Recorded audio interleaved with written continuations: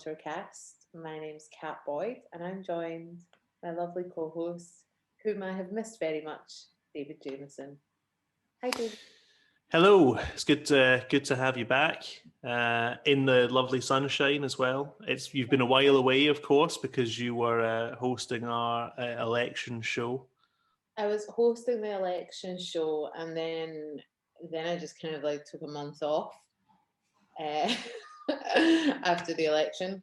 Um, yeah, so it is nice to be back, but also like the first show back, the first podcast back is always going to be a bit of a, it feels like a hurdle, if I'm being honest.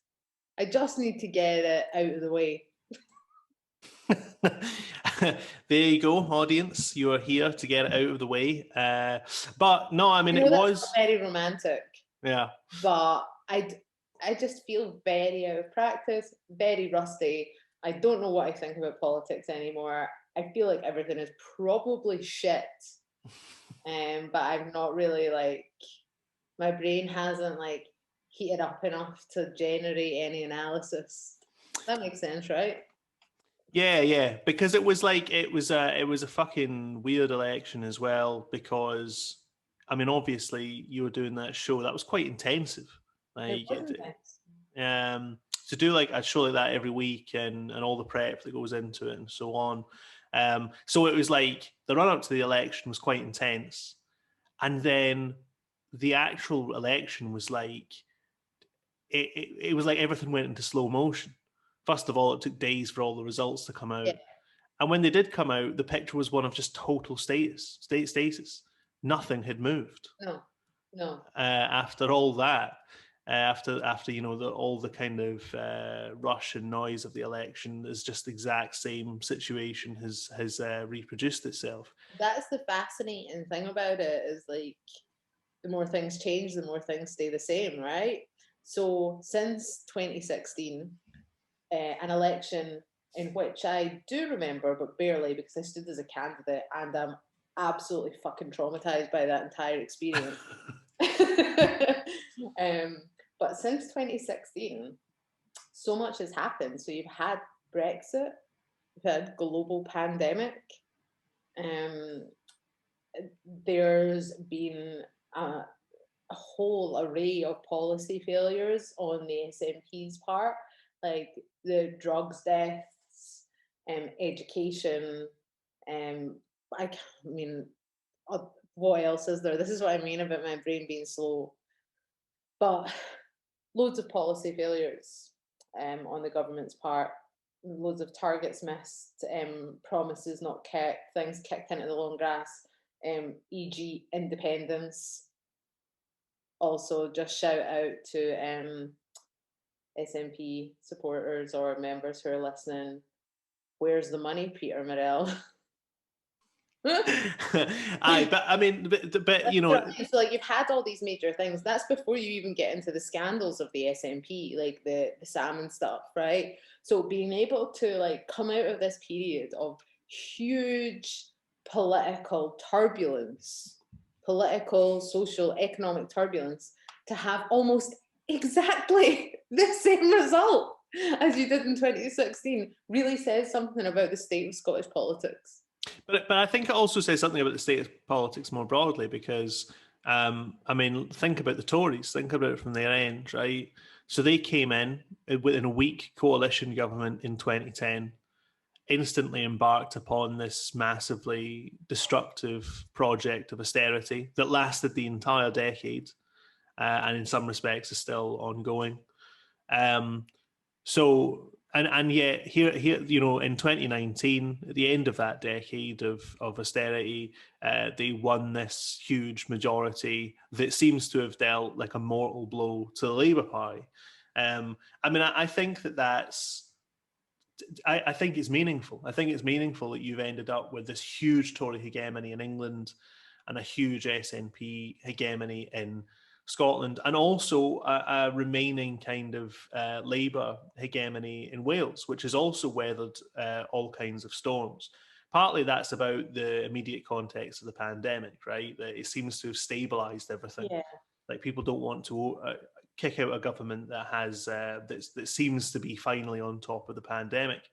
But more than that, I think it's the consequence of anti-politics. It's the consequence of like most of the anger directed at governments and I'm talking about like across the West today and beyond, takes that kind of anti-politics format, takes that kind of they're all in it together. All the politicians are the same. All the politicians are corrupt. It's very hostile to kind of like an ideological discourse or anything like that.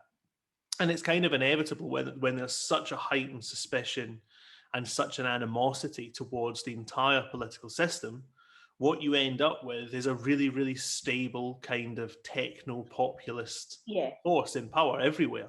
So the SNP are at once the Liberal centre, and they have this kind of populist appeal. And the Tories managed to get this same thing somehow. They managed to get this kind of, they're at once the establishment and the anti-establishment. And they've just permanently consolidated. I mean, the weird fucking thing now is, in 2021, you look at both Holyrood and Westminster, it's hard to imagine a change of government. I mean, it is hard to imagine. However, what I will say is that anything is actually possible. I mean, let's remember, like, this is 2021, right? Imagine 10 years ago, someone telling you that Labour is wiped out in Scotland. I mean, we could not conceive of something like that at that time. So in the space of 10 years, we've had this really drastic, like, uprooting of the traditional party of the kind of like Scottish working and middle class, like, and completely replaced by the SNP. I mean, it's phenomenal. Like, and I think that it's hard to get a sense of perspective on just how significant that change is going to be. I still think it's one of the most important changes in Scottish politics, is this like rooting out of the Labour Party, like right at its historic base within Scotland, and what the consequences of that are going to be far beyond the constitutional question. So whilst it's unimaginable to think of a different party and government either in Holyrood or in Westminster, at the same time I'm like, everything everything can change, with yeah. Sorry, that was a charmingly unfinished thought there. No, but I think that you're right though to talk about this idea of like the anti-politics and the techno-populist solutions. What I find like so deeply uninspiring about Holyrood right now is, firstly, I think that there is I feel like the independence movement is now like in such like a kind of decline. It's a very low point for the movement. It's also very fractured and splintered. I think that there's no sense of like any type of dynamic movement, like anti-austerity or anything like that, out there in Scotland. Like, we've had Kenmure Street, but I think that has to be seen in the context of like an action rather than a movement, like that is changing like the way that like people relate to politics in its entirety. So I feel like there isn't really this. I feel like the movement has suffered a significant blow by the re-election of the status quo in Scotland. And that, I don't know, it's been replaced by a sense of like, I don't know if you get this, but like this kind of like pragmatic policy thing where it's like, hey, we've got solutions, guys. Like that kind of sense. And I'm like, I don't know. I'm sorry, but you can't fix all the social problems in Scotland with a fancy fucking policy. Like, people need a sense of agency, they need a sense of dignity. Policies aren't going to fix questions of ownership and control. Like, when are politicians going to start understanding this? That you can have all the great ideas in the whole world, but how does that differentiate you from any other of the parties that are tinkering around the edges of like capitalism's decline? It doesn't. And also, I mean, many of the policies are hilarious. I mean, one of the good things about doing the election show was that, it kind of forced us to take the manifestos seriously and pick through them. And what you found is there's just nothing there. I mean, there's really nothing there. The SNP's manifesto to me was hilarious because it's a list of non-policies.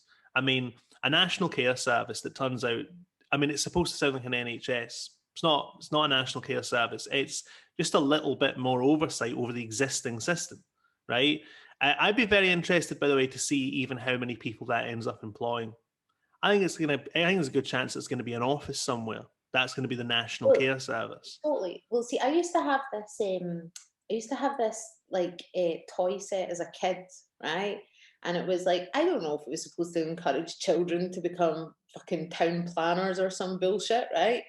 But it was basically like a rug that was like had loads of like roads and streets on it, and in the box there was like cardboard facades of shops, right? So there was no actual shop. You couldn't go inside the shop. It would be like little miniature shop fronts. So you'd have like the bookshop, the newsagents, the supermarket, the fucking poodle parlor, whatever, right? But they were just fronts. The doors did not open and there was no substance behind them.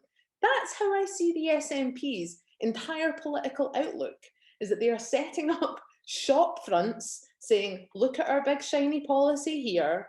But actually, you try and open the door and there's just nothing there. It's painted on.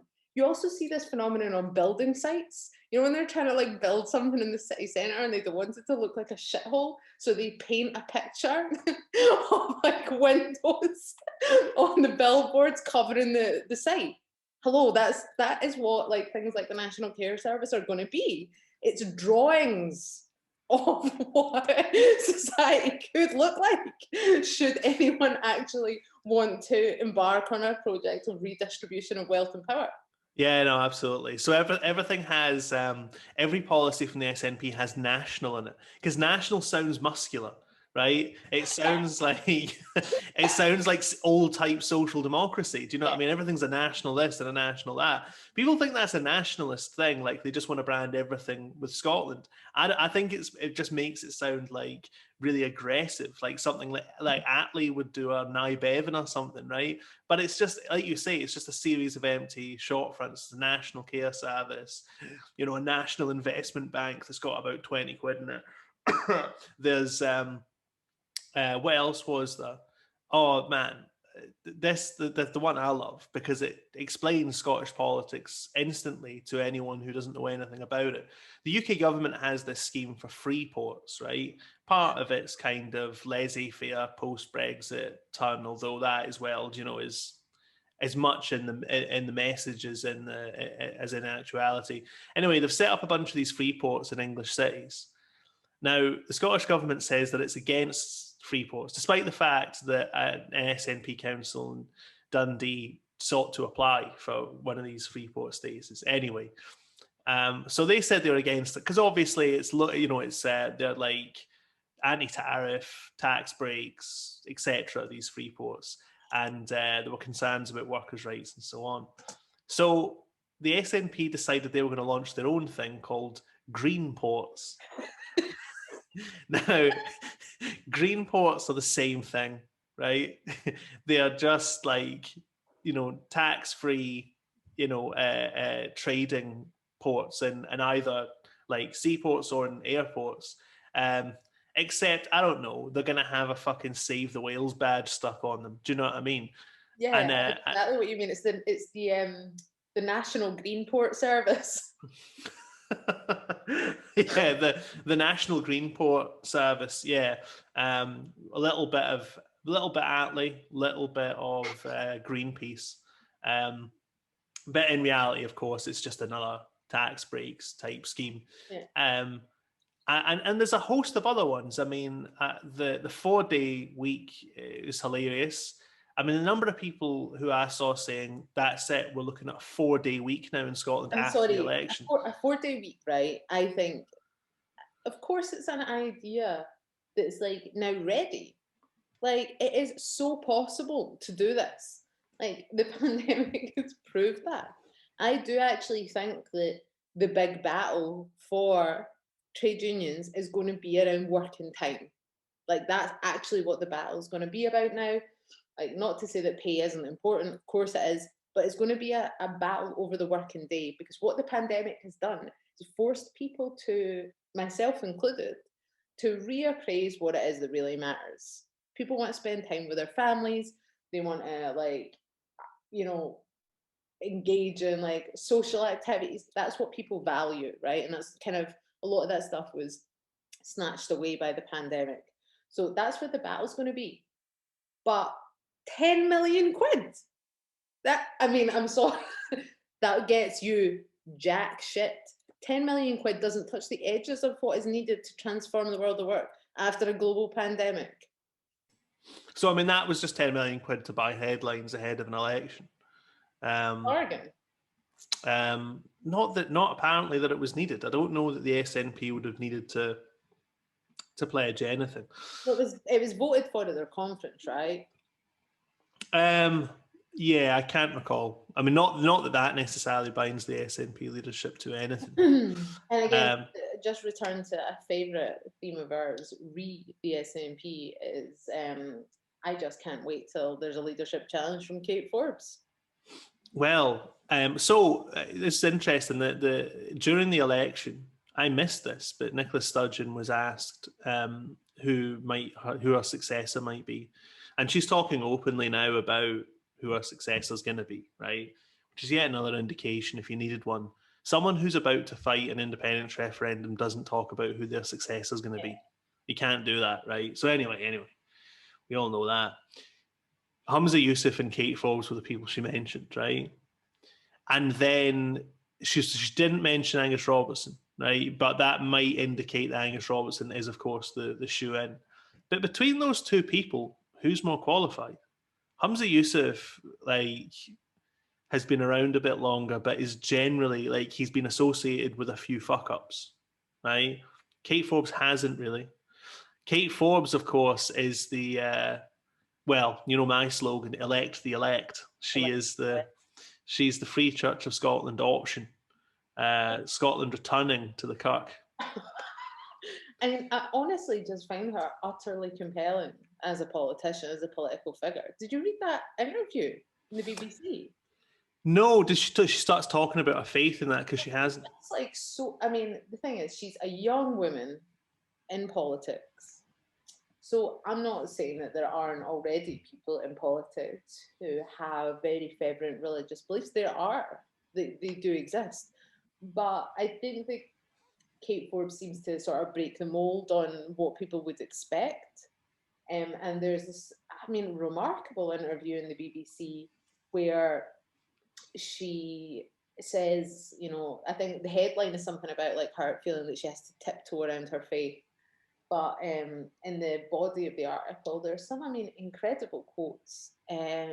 This line where she says something like, politics will pass.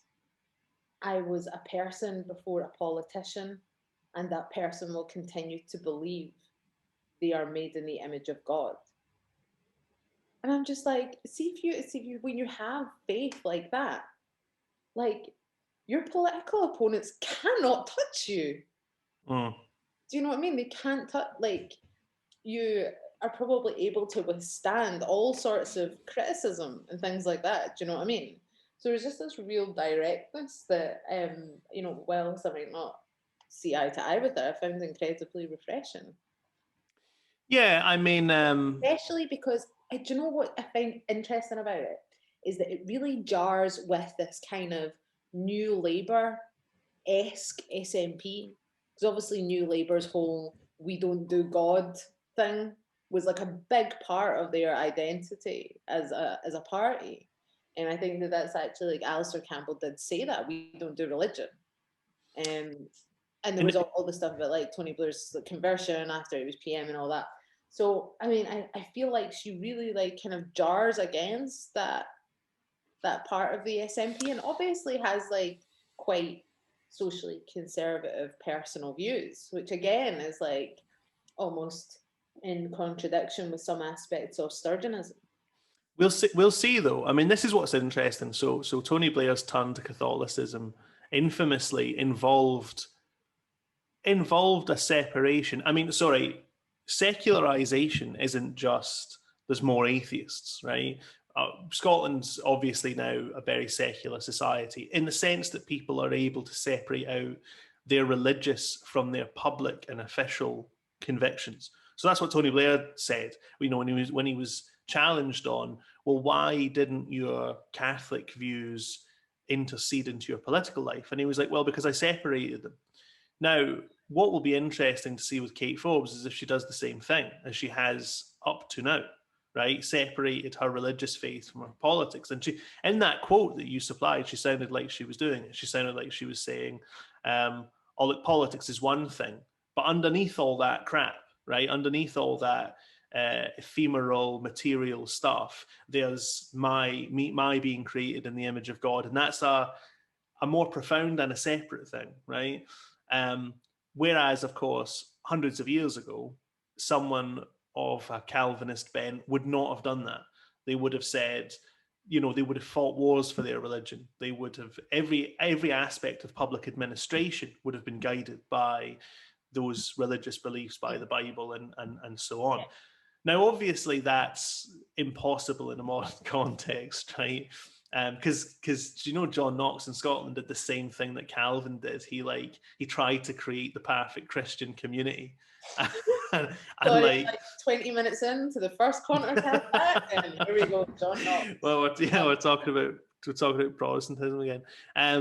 But you know, like try to enforce this moral community on the whole country, and you know, and sort of discipline society, and all these attempts across Europe sort of failed, of course. But now there's no way that Kate Forbes can do that. If she could do that, if she could launch a moral revolution in Scotland, and I'd vote for her, yeah, and you know, but you know, it'll be interesting to see what she's willing to sacrifice.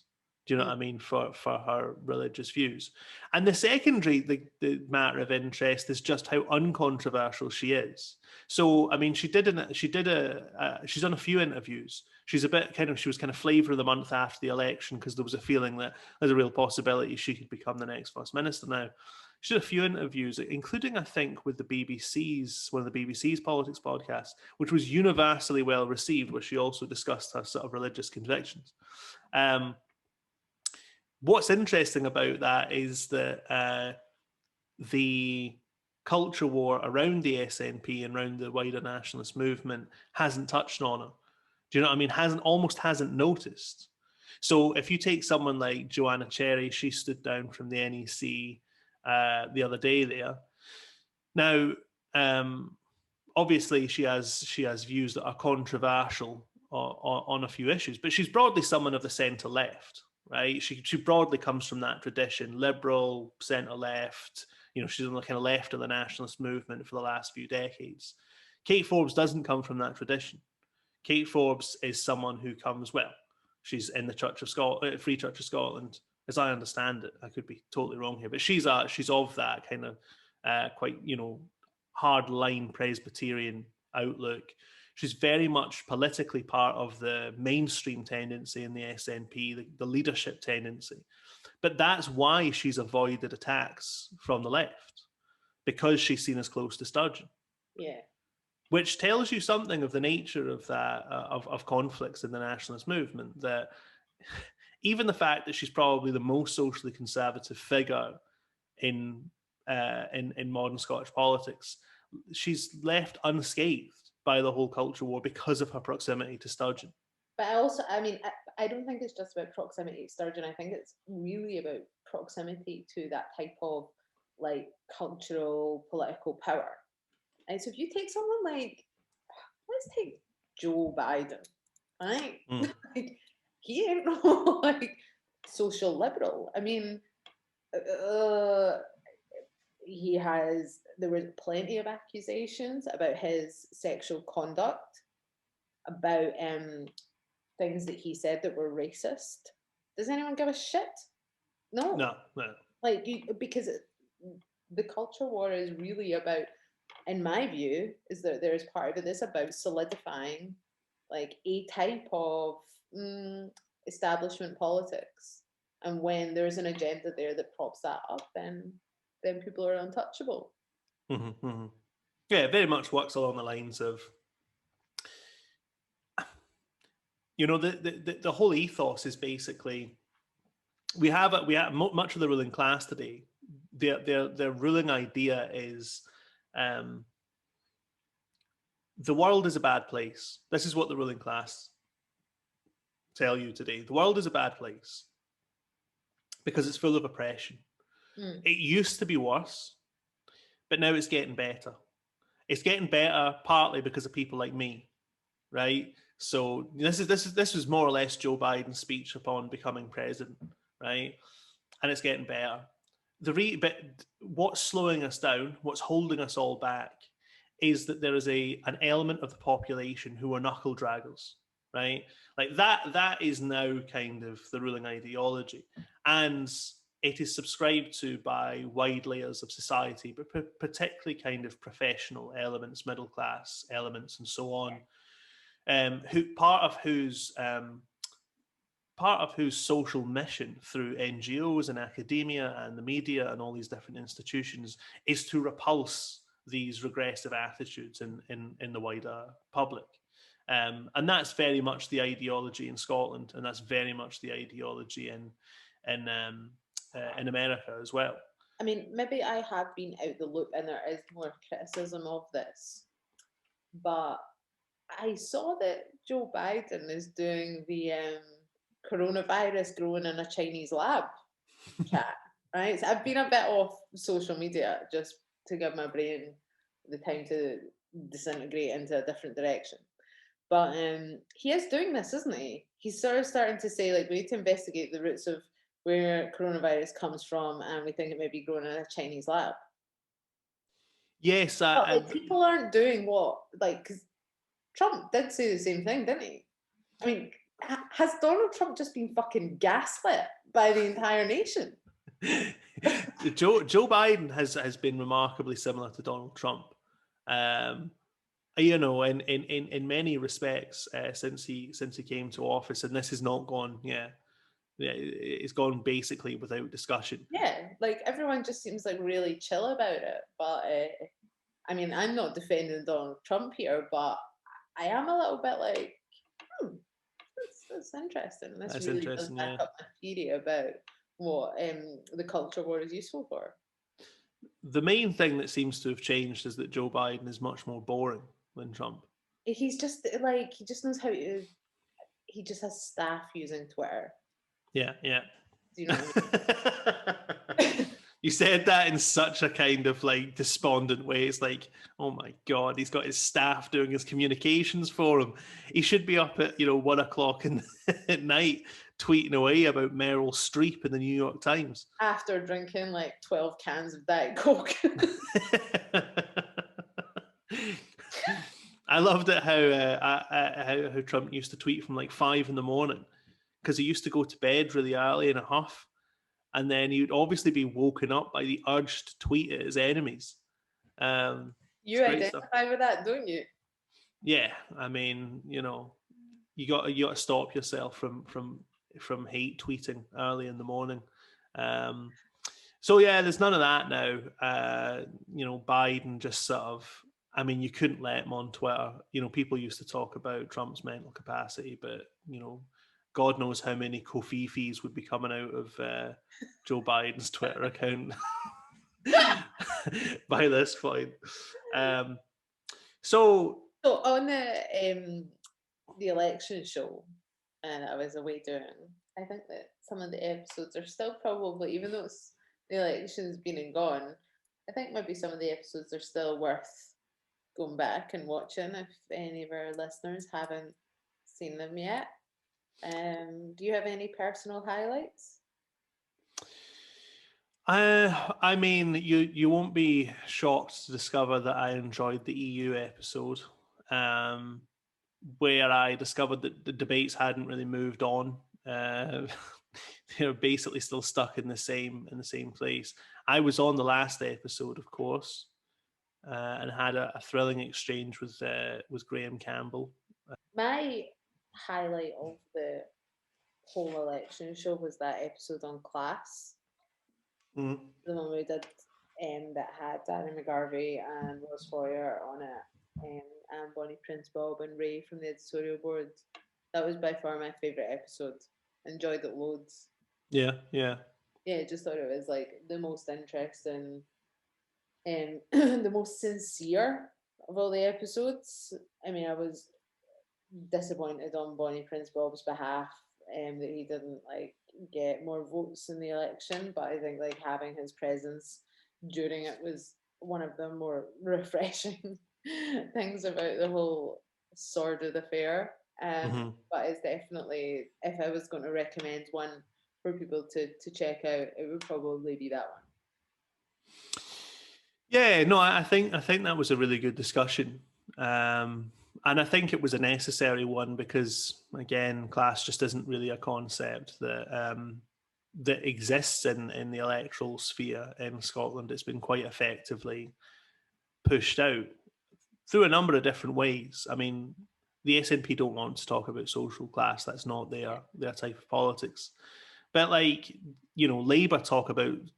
Labour give out this general aura that there's something to do with class politics in their politics, and that makes it more real somehow than what the SNP is doing. The problem with that is just it's like, well, it's Anas Sarwar, and I remember what Labour were like when they were in office, and it was remarkably similar to what the SNP are like. It's a repackaging of that same, very classless in its view sort of politics. Yeah. And Labour continued to sink in the election, and I don't think that has anything to do with the salience of class politics. I think it has everything to do with the salience of the Labour Party. I mean, it's quite an astonishing, story from the election. That it's quite astonishing, like the defeats that Labour suffered down south as well. Yeah, the Hartlepool result. Hartlepool. I mean, the Batley and Spen by-elections coming up, and it looks entirely possible that Labour will lose there as well.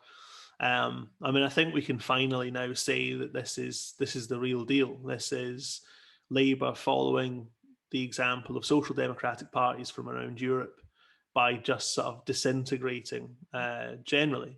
And like you were saying about, I mean, Labour in England is going to start catching up with its position in Scotland, which is a huge historic development. So, yeah. And the other thing about the election shows, by the way, is just like, do you know, there was such a kind of like, there was an opening for us to do it because I was just reminded how weak the Scottish media presence has become. And immediately after the 2014 referendum, there was kind of a lot of talk about how like it had spawned this whole other like online alternative media space that seems largely to have disintegrated. Partly because the movement has declined, but also partly because the internet has changed. And in that time, though, because there almost used to be this attitude of like, oh, the alternative media is replacing the old media. It's not, but the old media, the established media continues to decline in terms of viewing figures, in terms of readership, in terms of the commercial viability of newspapers. It's a very strange time to be doing anything in the kind of media environment because of that. I mean, I do feel for journalists who have to, write pieces that people will click on, and that being one of the driving factors of like, if you write about independence, then people will read it. And if you write about trade unions, like no one's going to read that. Let's be honest. And I think that is, I mean, that's really grim. Like, it's very hard to get, I think, in Scotland, like an analysis that's not part of that industry. Do you know what I mean? It's not part of the click here kind of format. Not just clickbait, but like, I mean, like the kind of low hanging fruit of the political topics. Mm-hmm. And I think it's, I mean, I do really feel for journalists who like are kind of like trapped in that space. Mm-hmm. Of course, if Speak you want great analysis of Scottish politics, you can visit our website at contour.co.uk. Indeed. Speaking of low-hanging fruit, I understand that you've got your eye on a sport meets culture war story. Yeah, speaking of media, um, yeah, this I'm fascinated by this Naomi Osaka story. So Naomi Osaka is a tennis player who has withdrawn from the French Open after basically refusing to take part in press conferences, which I mean I personally think is a really fair position to have. So she refused to take part in these media conferences and do all that, you know, interviews, post match analysis bit. And part of the reason that she gave is that she just found them like very mentally taxing. And I can see that. Like, I mean, it's bad enough to, I mean, these people are elite athletes. Like, this is what, and I can't imagine the amount of like discipline and like mental focus it must take to be an elite athlete. Um, like I did yoga this morning, and one of the positions was so hard that it made me want to cry. Like I'm so weak-willed when it comes to physical activity of that type. So she says she doesn't want to take part in these press conferences, and there's this huge backlash. So there's a massive backlash against her decision not to do it. You know, she says that like talking to the media triggered her anxiety, so she doesn't want to do these press conferences. And people on the internet went berserk about it and basically said, you know, this is what part of what you're paid for. This is part of the entertainment of sport. Like you have to take part. The organizers of the French Open, I believe, also kind of, you know, were pushing her to take part. And what's happened is that she has now withdrawn. She's now pulled out of the French Open entirely, which, you know, I was like, kind of on yourself. Do you know what I mean? Like, I hate the idea of like these sports organizers holding out elite athletes just for entertainment. I don't know, it all just seems like kind of a bit grim to me. So I was like, amazing, good on you. Just tell people to go and shove it. Is one of my favorite like ripcord moments in life where I know in my back pocket I can always just be like, I'm not doing it. Do you know what I mean? But then in her statement about pulling out, I felt like she had to pay this price, which is becoming increasingly common, which is she had to then open up, and I'm doing that sort of in verbal scare quotes, open up about her own struggles with depression. Not that there's anything to be, of course, there's nothing to be ashamed of, but it's this idea of like, you have to expose yourself, you have to sell that part of your private life, right? That's a private thing, or a personal thing rather, that people have to say, well, you know, I've had mental health problems and this is part of why I'm pulling out. And it's just, I felt sorry for her that she had to be so to have to be so candid and not just to say I don't want to do this, but there's something like about our culture that says, you know, if you're going to take that kind of action or talk about, you know, how stressful it is to do press conferences, then we need more from you. We need to know that you've suffered so that you're qualified. Like somehow this, like suffering from mental health problems is like that's the qualification, that's the caveat that allows you to make that decision. Do you know what I mean? And I find it incredibly disturbing that that has become such a core part of what it means to be a public figure. There's a real turnaround from what public life used to mean.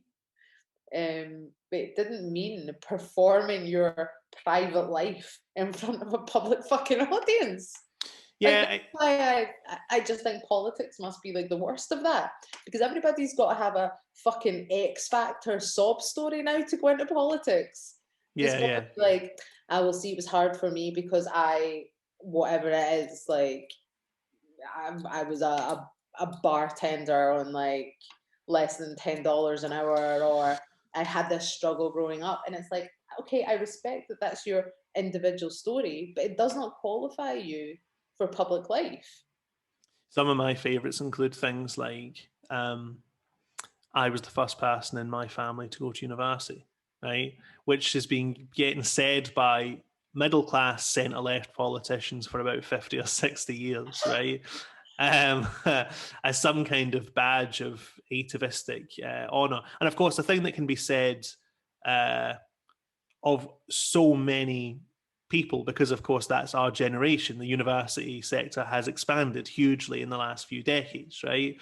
So that's true of me. I don't know why people think that that's some sort of like salt of the earth descriptor. Another one is like my parents got divorced like when I was growing up. It's like I know hardship. It's Yeah. like again, that's extremely common. This It's is a very modern phenomenon. So I had the privilege of getting an advance copy of a new book that's coming out by Jim Sellers, and it's a memoir.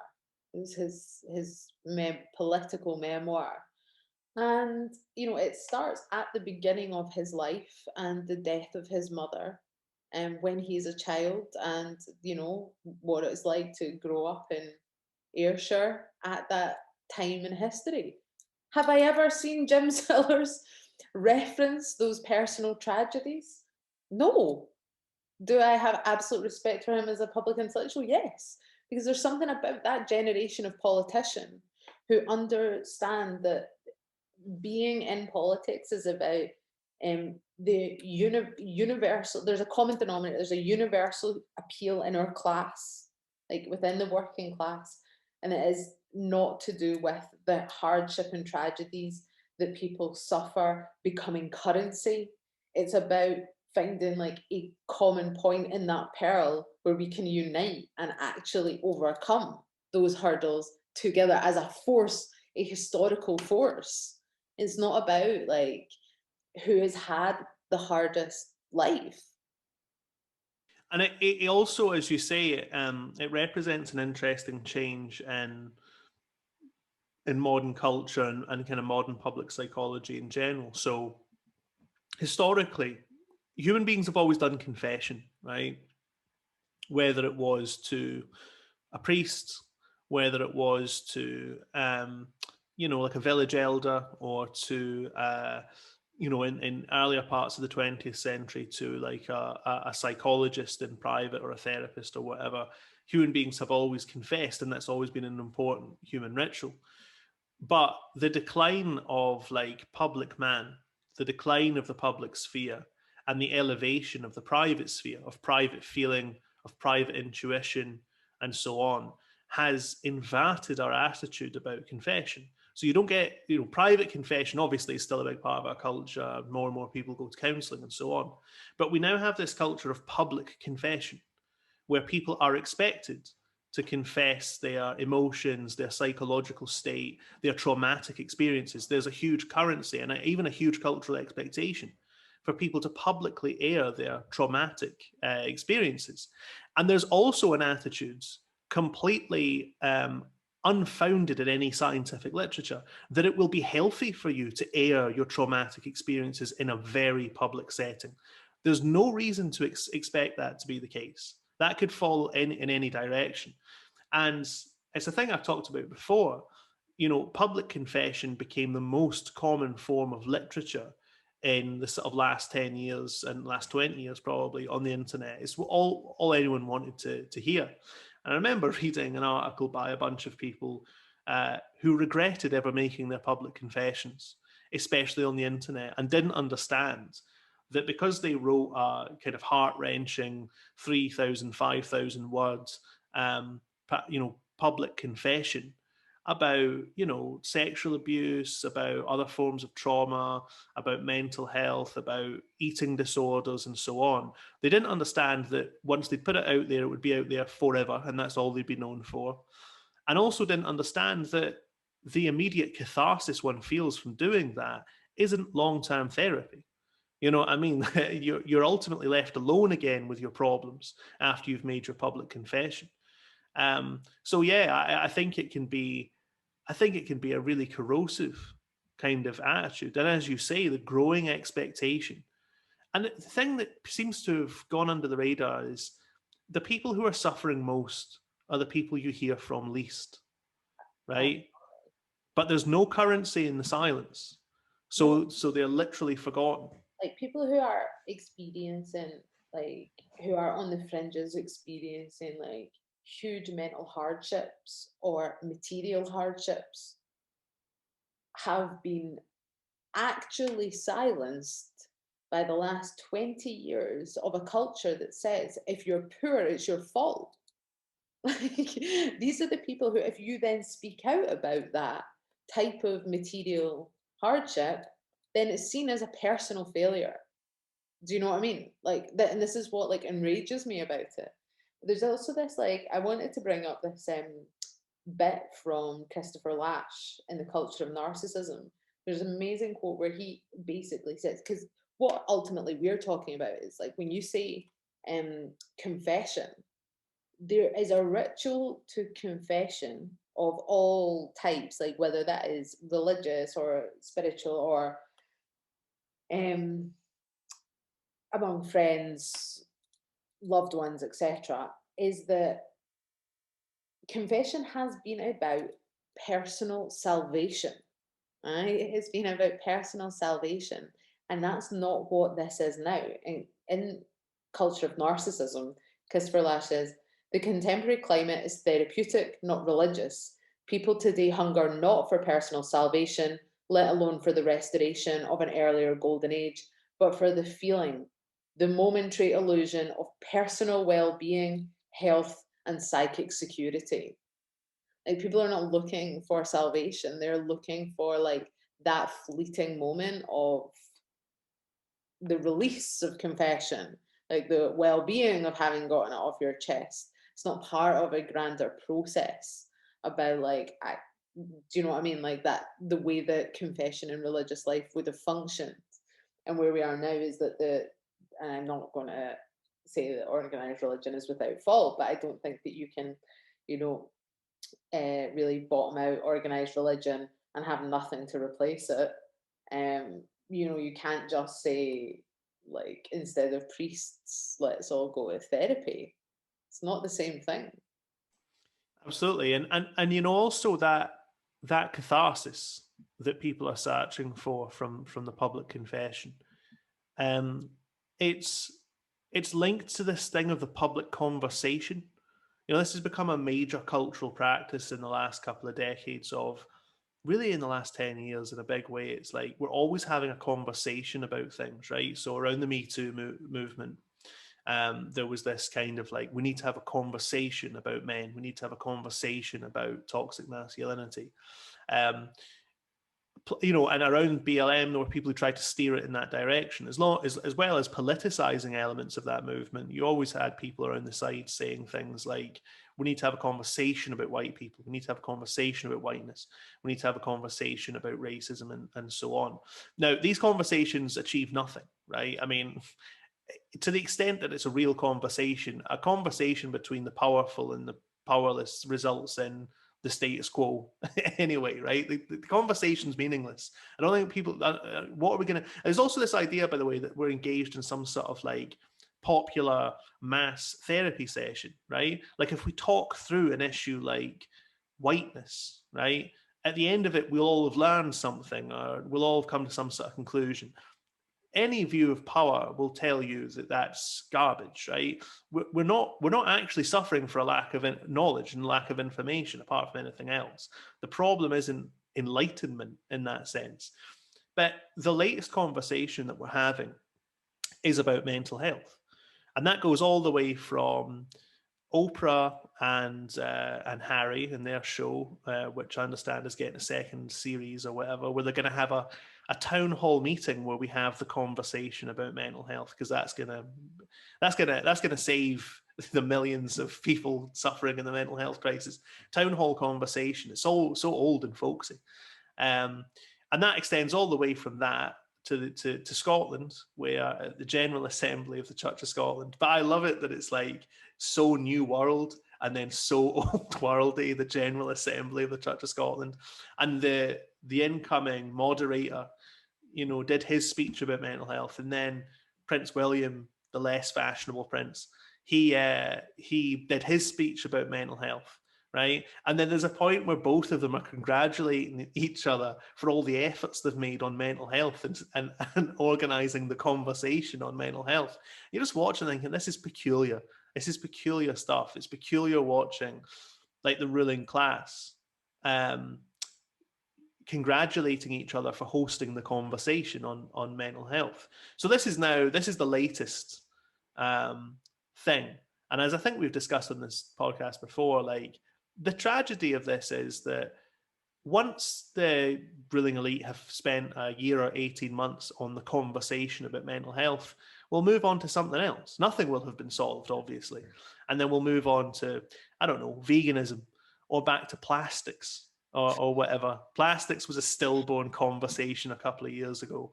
Or we're back to kind of discussing with Greta Thunberg about the environment. Yeah. And nothing will have been solved. There's this ritual, and the ritual is holding up this ideology, this ruling ideology of we're on a journey together. Things are bad now, but they were worse before, and we're all on a journey. I mean, is that sort of like pseudo-religious nonsense? I mean, it frustrates me that, like, in this conversation about mental health, like, that people still do not name accurately the source of, like, a lot of mental anguish. And it is, I mean, I hate to be a cliche, but it is alienation. Like, that line from Jimmy Reed's speech about, like, he talks about how it's the feeling of despair and hopelessness where people have no real say in shaping their own destiny. Like, that is where a lot of, like, mental pain and anguish comes from. Like, that is the source. And, like, since Reed made that speech, it has just gotten worse. Like, it's a political problem, but people are not willing to, like, say, well, there is actually, this is linked to the economic system that we're in. And we've talked before on this podcast about the kind of medicalization of the human condition as well. That, like, I do believe that, like, there is a place for, like, sadness and melancholia, like, within the human condition. I'll be the first to admit that I'm a crazy broad. But I think that you can't medicalize, like, these feelings, and that is what's happening. Is that, there's a real pressure on doctors because of, like, scarce resources, that if someone does have, like, a sense of despair and hopelessness, it's just to punt them on a prescription for antidepressants and then forget about them for 20 years. And the way it's discussed, like, publicly is it is as like a pathology. It's sort of, so in Prince William's speech, it was like, the things we need to deal with are homelessness, addiction, and mental ill health. So do you know what I mean? It's one of these problems which is a given. It belongs to the community, or to the more kind of like decrepit parts of the community for some reason. They need us to help them with this conversation. There's there can never be a discussion about where this comes from. I mean, in Oprah and Harry's show, it was like the people they're interviewing about mental ill health is like Lady Gaga and so on, right? I mean, it's celebrities, half of the folk who are on it, and the message is just kind of like, well, this is just a fact of human life. It happens to everyone, rich or poor alike. Again, not true. I mean, I think the rate for mental ill health in Scotland is twice as high in the most in the poorest areas and so on, which is just fucking obvious. But yeah, there's never an attempt to find out what the source or the location of this problem is. Yeah.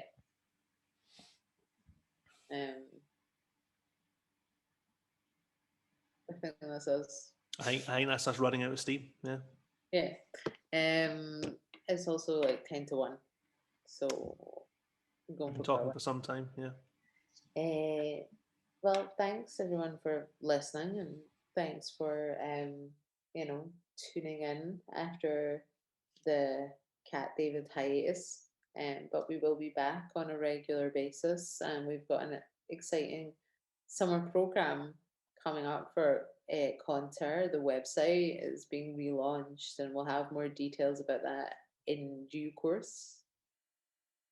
Indeed, indeed, and I'm looking forward to some of the exciting guests we've been talking about. And yeah, we'll be back to regular programming. Well, as regular as we can actually deal with. Okay, thanks very much, and bye. See ya.